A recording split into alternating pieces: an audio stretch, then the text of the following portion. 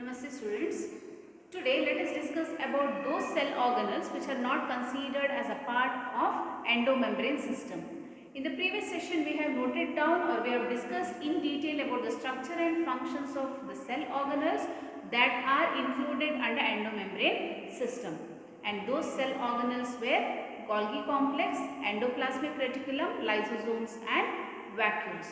So there are certain other cell organelles in the cell which are not considered as a part of endomembrane system. So some of those cell organelles may be plastids, mitochondria, etc. So today we will discuss about mitochondria. Mitochondria are generally considered as the powerhouse of the cell. They are the powerhouse of the cell. They are called as powerhouse of the cell because they are responsible for production of energy in the form of ATP, and they are the actual sites where aerobic respiration takes place. So inside the mitochondria a process known as aerobic respiration takes place, and because of this cellular energy is produced, and that cellular energy is stored in the form of energy currencies known as ATP. So first let us discuss about the structure of mitochondria, and later on let us discuss about the functions of mitochondria. So mitochondria is a cylindrical or sausage shaped structure. You can observe here it is a cylindrical or sausage shaped structure which varies in length for about 1 to 4.1 micrometer. So note it down, mitochondria is a cylindrical or sausage shaped structure, or cell organelle which varies in length for about 1 to 4.1 micrometer, and it varies in diameter from diameter varies from 0.2 to 1 micrometer. And you have to remember that the number of mitochondria varies in different cell type. Based on the physiological activity of the cell, the number of mitochondria varies.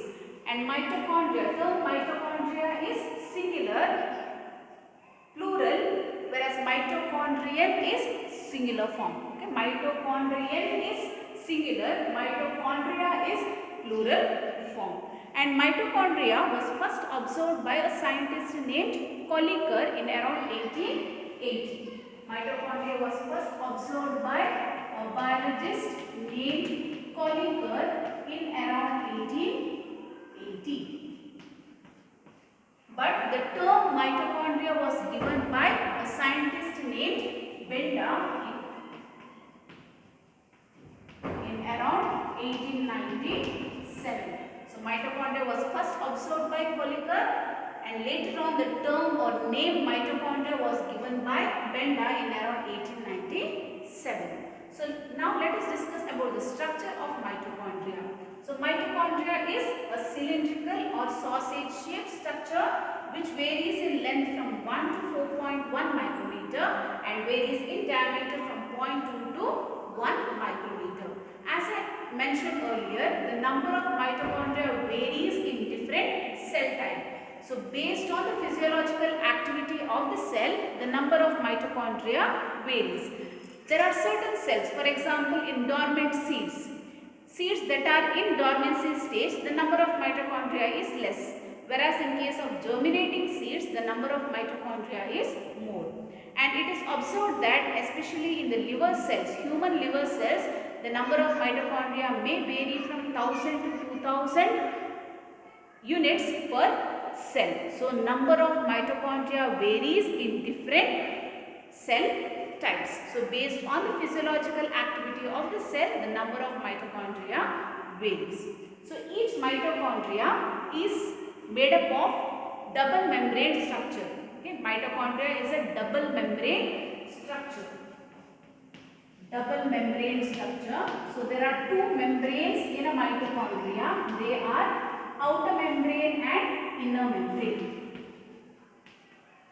Outer membrane and inner membrane.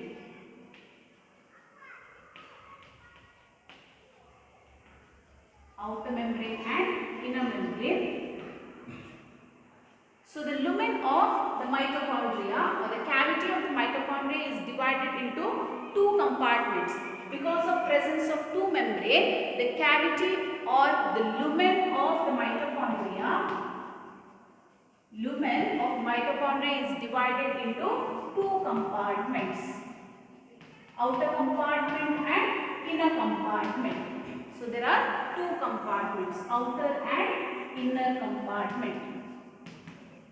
So both these outer and inner compartments are aqueous. So they have a fluid filled structure in the cavity. So both outer and inner compartment are aqueous.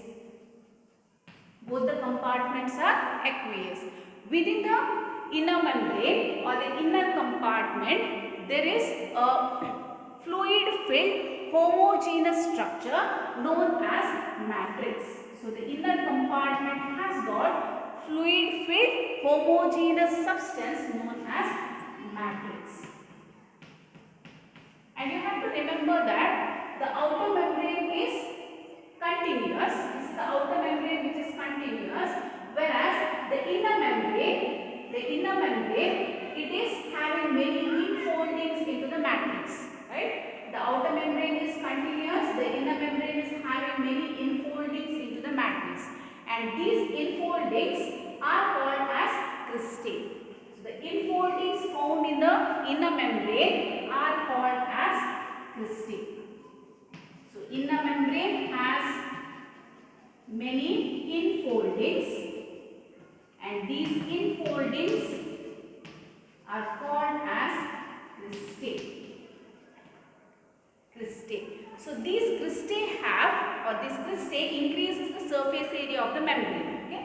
Because there are many infoldings, so it increases the surface area of the membrane. In addition to that, these infoldings have got some specific structures known as FOF1 complex or FOF1 particles, or we also call them as oxysomes. So this cristae has got many FOF1 particles. Cristae has many FOF1 particles, or they are called as oxysomes. So these oxysomes are also known as ATPase system. They are also called as ATPase system. They are named as oxysomes or FOF1 complex. And it acts as ATPase system. It is in this particular oxysomes ATP synthesis takes place. So that's why they are called as ATPase system. And the inner membrane as well as outer membrane has its own enzyme complex. There are different types of enzymes present in the outer membrane as well as inner membrane. So the outer membrane of mitochondria and the inner membrane of mitochondria has its own enzymes. Now let us see what is the function of mitochondria. So the mitochondria is known as powerhouse of the cell, and it is an active site for cellular respiration or for aerobic respiration. So note down the functions of mitochondria. So mitochondria is an active site of aerobic respiration or cellular respiration. It mainly plays an important role in production of cellular energy, produces cellular energy, and energy is stored in the form of ATP. The energy that is liberated is stored in the form of ATP, and we call these ATPs as energy currencies of the cell. Energy currency of cell. Okay, so this energy is stored in the bond formed in ATP, and the full form of ATP is adenosine triphosphate. So in addition to these structures, these components, the matrix, you know that the matrix that is found within the inner membrane, that is in the inner compartment, it has got certain circular DNA. Okay, the matrix has got circular DNA, and in addition to that, it has got few ribosomes, and the type of ribosomes that are present in mitochondria are 70S type of ribosome. So note it down. The matrix has ribosomes that are of 70S type, and you know that usually the eukaryotic cells have got 80S type of ribosome. Inside the cytoplasm also there are ribosomes, and attached to the surface of endoplasmic reticulum also there are ribosomes. They are of 80S type of ribosomes. But within the mitochondria or in the matrix of mitochondria, there are ribosomes, and these ribosomes are 70S type of ribosomes. In addition to ribosomes, there are circular DNA, or there is circular DNA present in the matrix of mitochondria, and there are certain enzymes that are essential for protein synthesis which is present in matrix. Enzymes essential for protein synthesis are also present in the matrix of mitochondria. And since there is circular DNA present in the matrix of mitochondria, they are self-replicating cell organelles. Okay, autonomously replicating or self-replicating cell organelles. So this mitochondria replicates by, or mitochondria divides by fission method. So this mitochondria undergoes fission to divide into two mitochondria organelles. So these are the structure and functions of the cell organelle known as mitochondria. And this mitochondria, structure of mitochondria is very important. Even the diagram is important from exam point of view. So please practice the diagram of mitochondria. It can be asked for 2 marks or 3 marks, and explanation, diagram with explanation can be asked for 5 marks. Now let us discuss about the cell organelle plastid. Plastids are mainly observed by a biologist named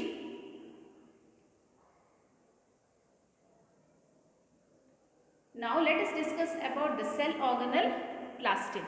Plastids were first observed by E. Haeckel in the year 1866.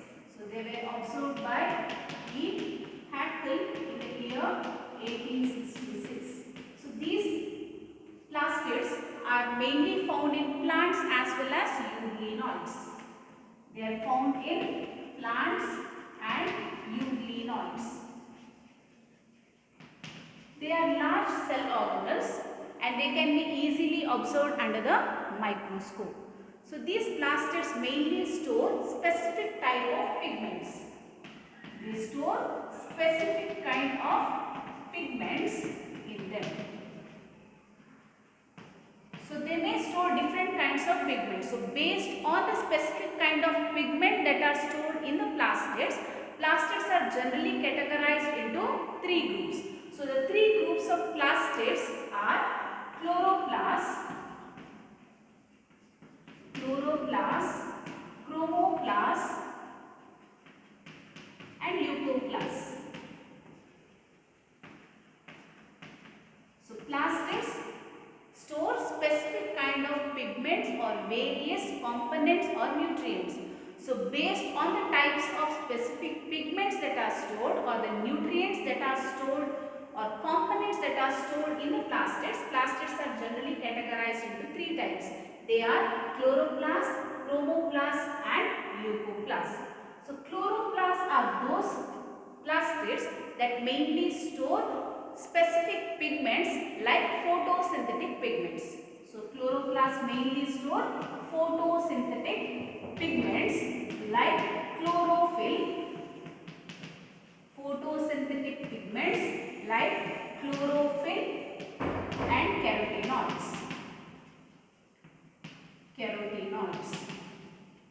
So what is the role of these photosynthetic pigments? The photosynthetic pigments that are present inside the chloroplast, they are mainly essential for trapping the sunlight, and after trapping the sunlight, they mainly initiate the process of photosynthesis. So they are abundantly found in green leaves. These chloroplasts are the specific cell organelles that are mainly found in the cells of plants where actually the photosynthesis takes place. So based on the number of or based on the activity of the cell, the number of chloroplasts also varies in different kinds of cells. So chloroplasts are also found in euglenoids, they are also found in plants, and they are also found in algae. So based on the requirement of the cell, the number of chloroplasts varies. So chloroplast mainly stores photosynthetic pigments like chlorophyll and carotenoids. The main function of these photosynthetic pigments is to trap the sunlight and then initiate the process of photosynthesis, or they help in photosynthesis mechanism. Next we will see what are chromoplasts. Chromoplasts are the plastids that mainly store colored pigments like xanthophyll, carotenoids, etc. They mainly store, the chromoplasts mainly store fat soluble pigments like xanthophyll, carotenoids, etc. They are abundantly found in especially the petals of a flower as well as fruits.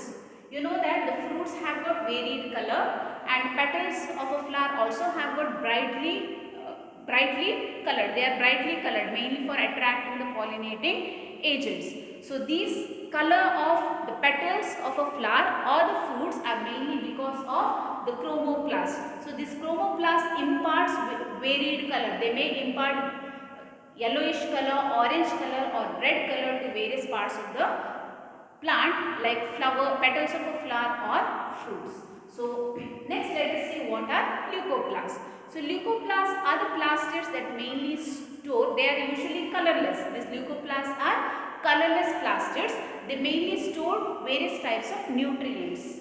Note down, leucoplasts are colorless. They store various kinds of nutrients. So based on the type of nutrients that are stored in leucoplasts, there are different types of leucoplasts. They are amyloplasts, aleuroplasts, and elaioplasts. So on what basis these leucoplasts are categorized into three different types? Based on the type of nutrients they store, the leucoplasts are categorized into three different types. They are amyloplasts, aleuroplasts and elaioplasts. So amyloplasts are those type of leucoplasts that mainly store carbohydrates. They store carbohydrates. For example, starch. Starch is stored especially in potato. So they are mainly stored in amyloplasts. Aleuroplasts are those leucoplasts that store proteins. They are usually found in maize seeds. Elaioplasts are those leucoplasts that mainly stores fats and oils. So based on the type of nutrients that are stored, leucoplasts are categorized into three different types.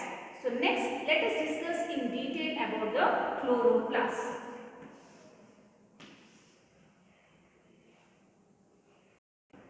Now let us discuss about one of that plastid known as chloroplasts. You know that chloroplasts usually store photosynthetic pigments like chlorophyll or carotenoids. So we will discuss the structure of chloroplasts in detail and then we will note down the function of chloroplasts.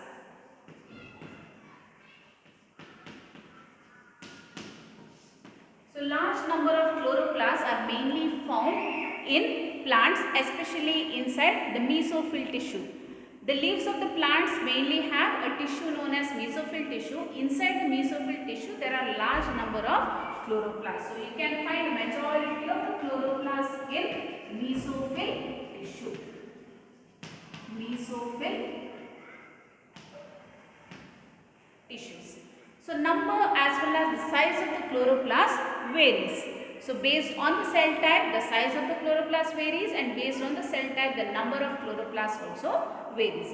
For example, there is a green algae named Chlamydomonas. We have come across the name Chlamydomonas, right? Chlamydomonas is a green algae.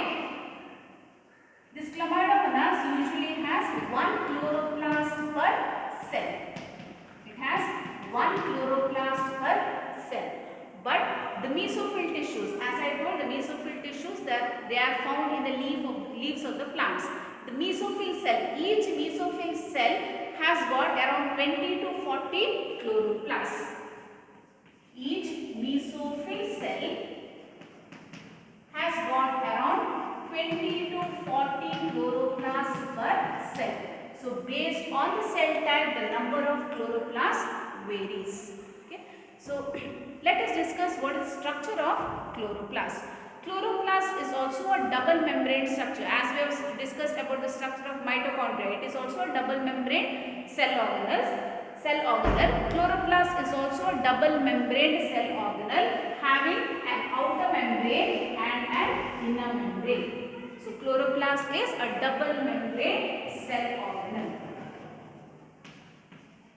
Double membrane cell organelle having an outer membrane and inner membrane. So within the inner membrane, the cavity of the chloroplast is filled with stroma.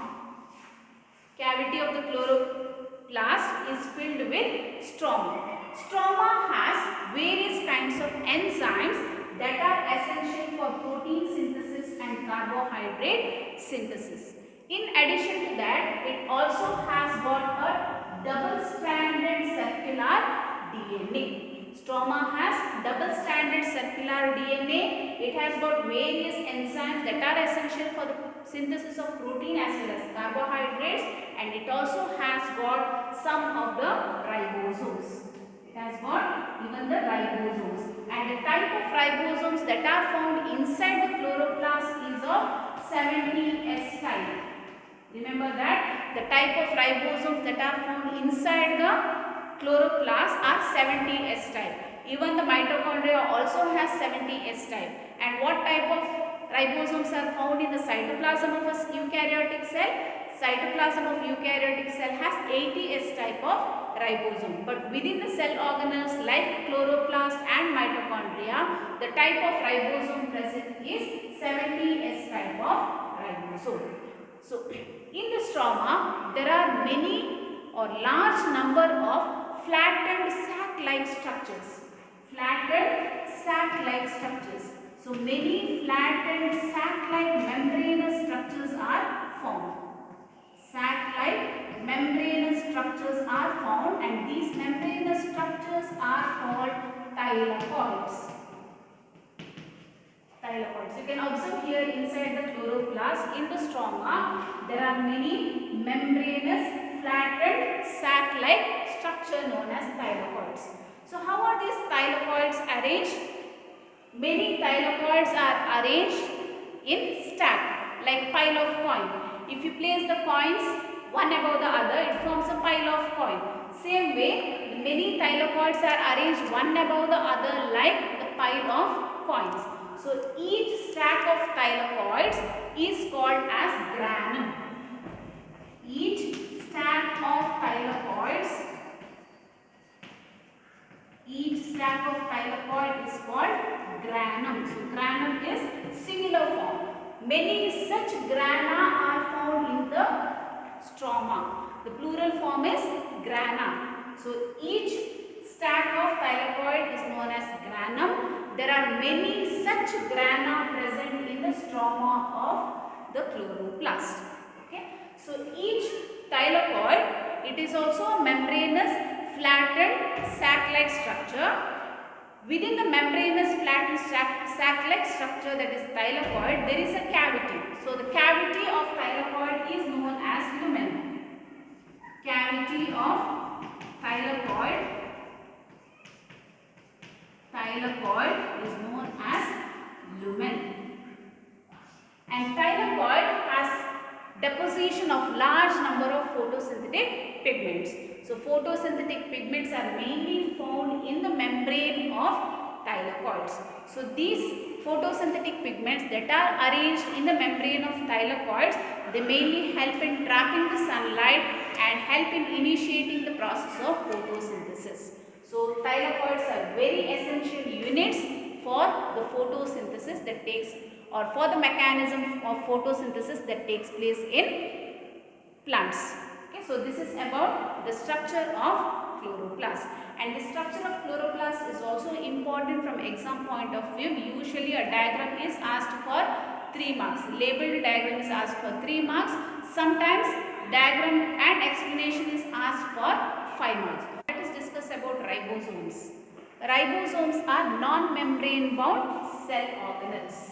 They are non-membrane bound cell organelles that are found both in They are non-membranous cell organelle that are found both in prokaryotes as well as eukaryotes. And these ribosomes, they were first observed as granular structures under the electron microscope by a scientist named George Palade. So it was first observed as granular structure under electron microscope by George Palade in around 1953. So these ribosomes, they are non-membranous structures and they are composed of RNA and protein. They are made up of ribonucleic acids and proteins.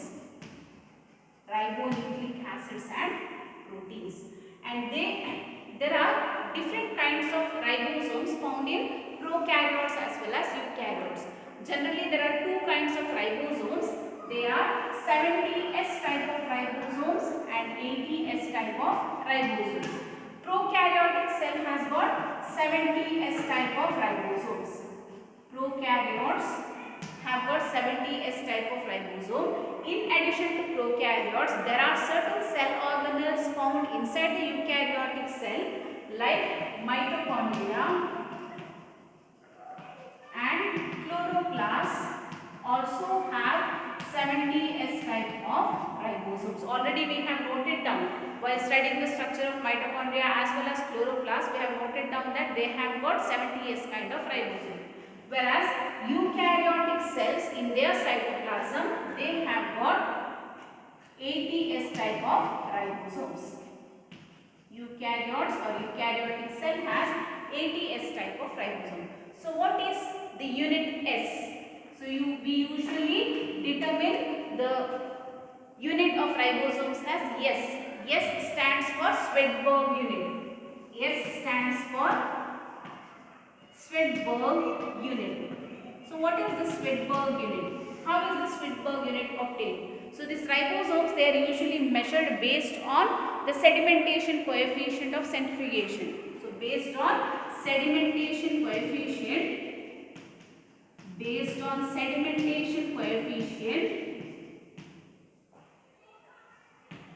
Swedberg unit is given.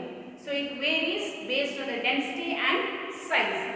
So it gives a measure of density and size. So based on sedimentation coefficient, a unit known as Swedberg unit is given, and we usually represent the ribosomes with the Swedberg unit S. Okay? And the function of ribosomes. You know that ribosomes are present in prokaryotic cell as well as eukaryotic cell. They may also be present inside some of the cell organelles like mitochondria as well as chloroplasts. And there are certain ribosomes that are found attached to the surface of endoplasmic reticulum, which forms rough endoplasmic reticulum. So these ribosomes are generally called as protein factories of the cell because they are the actual sites of protein synthesis. So ribosomes are referred to as protein factories of cell. Protein factories of cell because ribosomes are the actual sites of protein synthesis. So all those proteins that has to be synthesized will be synthesized in the ribosomes. There is a special mechanism that you are going to study in second year, how the message or information is carried from the DNA and how that information reaches the ribosomes and how in the ribosomes protein synthesis takes place.